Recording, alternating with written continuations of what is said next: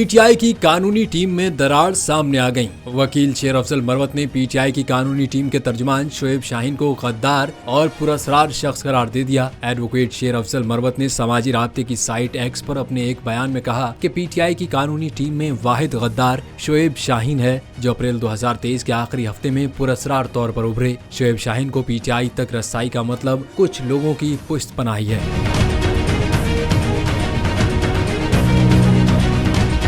शेर अफजल मरवत ने कहा कि शोएब शाहीन चेयरमैन पीटीआई के किसी फौजदारी मुकदमे में वकील नहीं, वो फ्रॉड थे। पीटीआई की ताकतवर कुव्वतों ने उनकी हिमायत की। उन्होंने मजीद कहा कि बाज़ औकात शोएब शाहीन ने पीटीआई कानूनी टीम की मालूमात लीक की, उनकी जान भी खतरे में डाल दी। कुछ गद्दारों ने साजिशें शुरू कर दी।